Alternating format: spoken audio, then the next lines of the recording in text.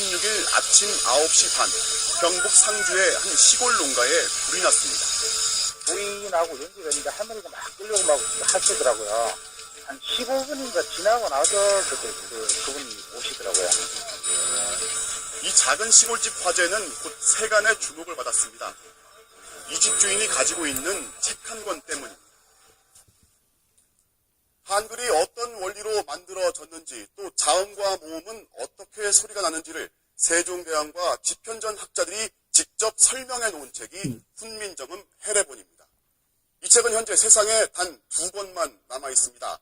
한 권은 간송미술관 소유의 간송본으로 국보 70호이자 유네스코 세계 기록유산으로 등재되어 있습니다. 나머지 한 권은 이 상주 화재의 집주인 53살 배모 씨가 가지고 있는 상주본입니다. 특히 상주본은 보존 상태가 좋고 책의 여백에 붓글씨로 주석을 다는 등 연구 흔적이 뚜렷해 간송본보다 학술적 가치가 높은 것으로 평가받습니다. 이런 상주본이 7년 전 단 한 차례 공개된 뒤 그동안 그 행방이 꽁꽁 숨겨져 전혀 모습을 볼 수 없었습니다. 이번 화재에서 무사했을까요? 지금 이 책은 어디에 있는 걸까요? 2580은 훈민정음 해례 상주본의 뒤를 추적했습니다.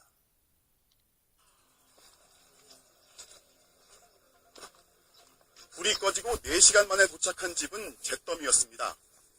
무너진 집터를 살펴보는데 이웃 주민이 취재진에게 다가와 대뜸 말을 건넵니다.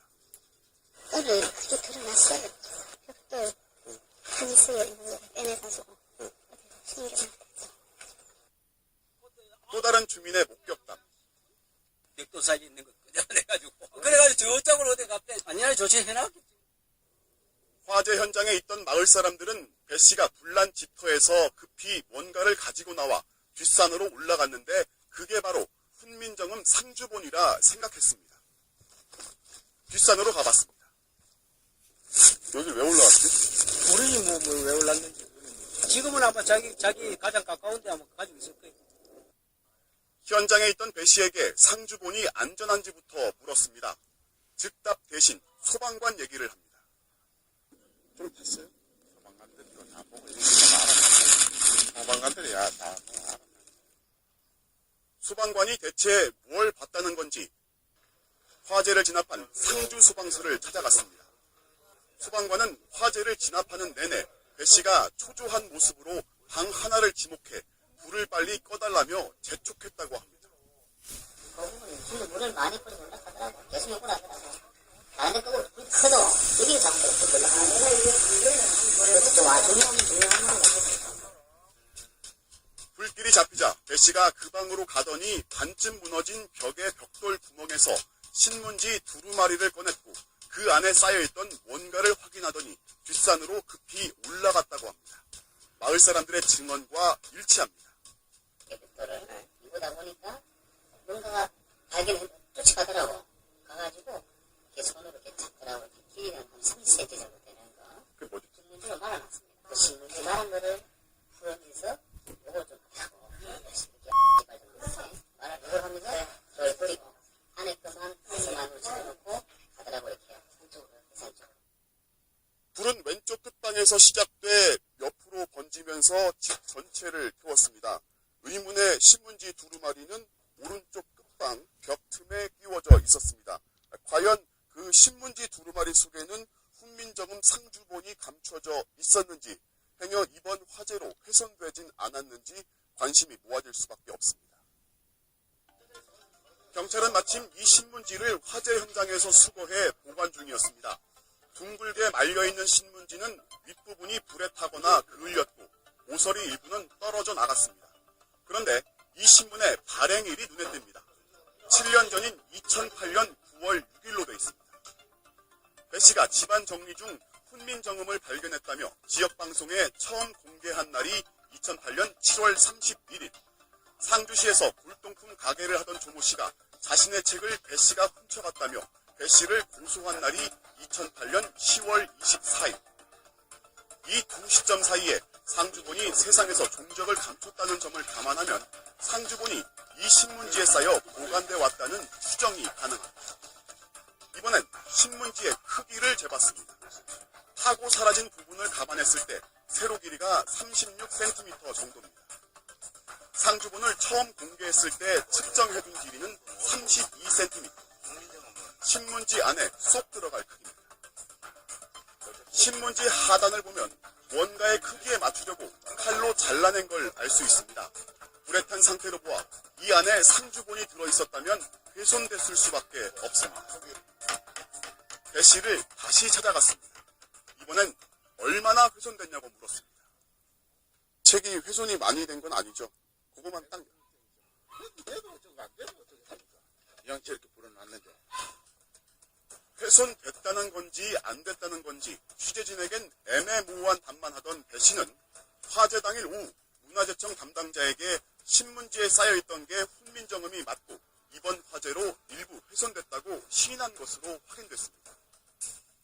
조금 훼손됐다. 훼손되면 무슨 또 처벌하는 거 아니야. 나도 그 이야기 들었는데. 제가 큰 실수했다고 그거를 지금은 더 답답했다. 자기는 정한 것을. 그러면서 집에 있던 상주본은 전체가 아니라 책을 묶었던 끈을 풀어 나눠놓은 즉 분책한 것의 일부란 말도 했다고 합니다. 옛날 말했던 그런 분책 그런 것도 있었는데 그 부분에 자기 집에 지금 갖고 있는 중에 하나가 이제 중에 하나가 그동안 땅속 매장설, 은행 금고설, 진공 포장설 등 갖가지 억측이 난무했던 상주본의 보관 방식과 보관 장소가 신문지로 겉을 싸서 자기 집 벽 속에 은밀히 보관해왔으니 처음 확인된 겁니다. 한글 창제의 비밀을 밝혀줄 이 국보급 문화재가 대체 왜 이 호수단 시골집 벽 속에 그것도 신문지에 쌓여있던 걸까요? 어쩌다 이렇게 허무하게 불길에 훼손돼 버렸을까요? 이 어처구니 없는 사건이 어떻게 시작됐는지 이야기하려면 상주본이 처음 발견된 7년 전 상황으로 돌아갈 필요가 있습니다. 2008년 7월 31일 경북 상주에서 고미술품 수집상을 하는 배 씨가 집수리를 하려다 발견했다며 또 하나의 훈민정음 해례본을 공개합니다. 세종 당시에 간행된 것으로서 종이의 지질이라든가 인쇄 상태라든가 모든 형태적인 면을 봐서도 그 시대의 것으로 추정됩니다. 그런데 보도가 나가자마자 상주에서 골동품 가게를 하던 조모 씨가 이 책이 자신의 거라고 주장합니다. 배 씨가 며칠 전 자신의 가게에서 고서적 30만 원어치를 사갔는데 그때 이 책을 몰래 훔쳐갔다는 겁니다. 훈민정음 해례본 이렇게 좋은 엄청난 책이라는 건 몰랐습니다. 배 씨는 그 책을 미리 하면 그 좋은 책이라고 알고 있었습니다. 그래서 가져갔습니다. 곧바로 법정 싸움이 시작됐고 상주본은 이때부터 모습을 감췄습니다. 먼저 상주본이 누구의 것인지 가리는 민사소송에서 법원은 조 씨의 손을 들어줬습니다. 관련자 증언과 정황 증거상 상주본이 원래부터 배 씨 집에 있던 게 아니란 이유입니다. 대법원 판결로 소유권을 최종 인정받은 조 씨는 훈민정음을 개인의 소유로 둘 수는 없다며 2012년 5월 문화재청에 기증했습니다. 하지만 배 씨가 판결을 인정하지 않고 책을 내놓지 않는 바람에 정작 기증식에선 상주본을 볼 수 없었습니다. 이어 배 씨에 대한 절도죄, 형사소송이 시작됩니다. 절도죄에 대한 형량을 정하려면 절도한 물건의 가치를 금액으로 매겨야 하는데 이 책을 실제로 본 이는 배 씨 외에 단 4명. 지역방송 취재기자와 카메라기자, 상주시 공무원과 고서적 전문가. 이들을 통해 값을 매긴다는 게 쉽지 않았습니다.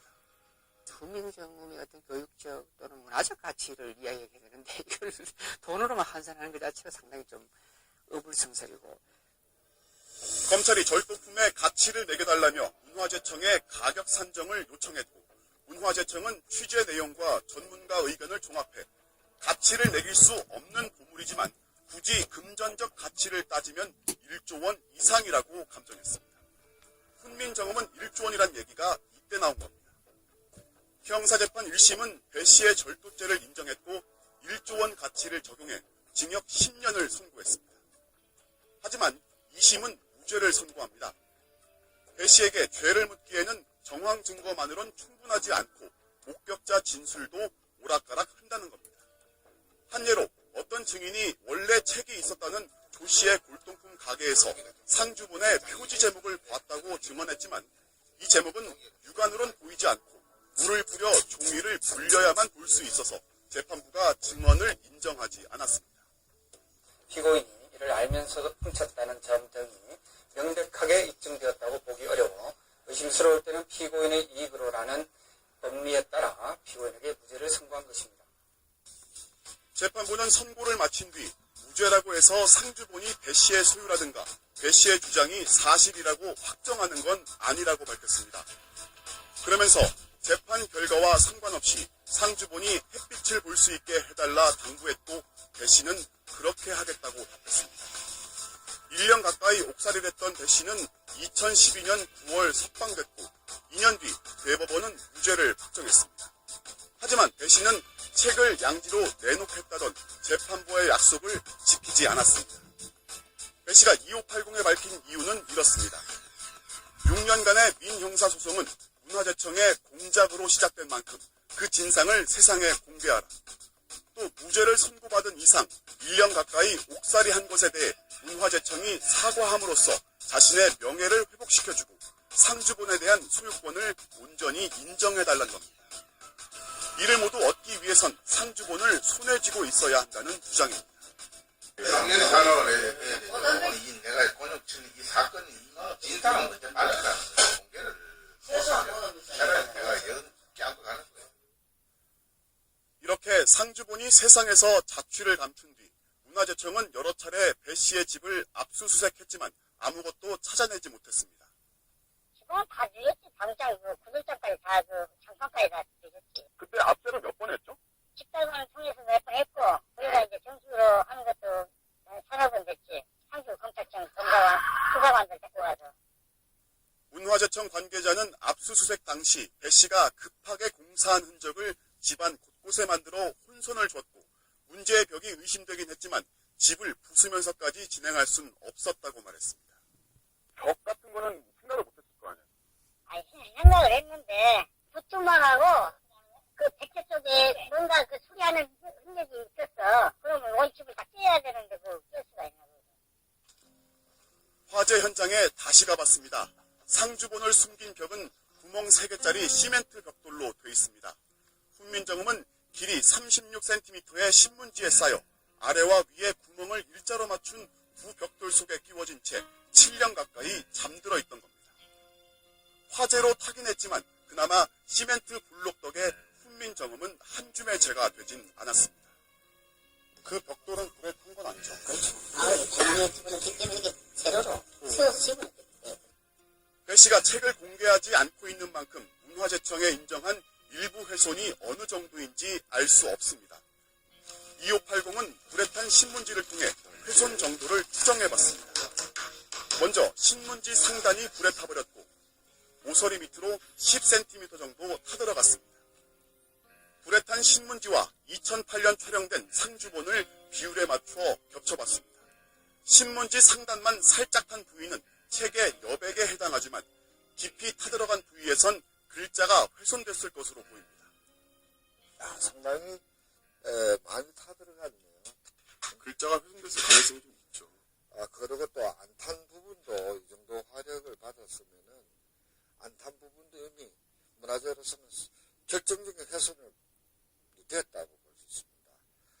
특히 간송본에는 없는 묵서, 그래서 한글 변천사 연구의 유일한 자료로 평가받는 이 부분이 훼손됐을 수도 있습니다.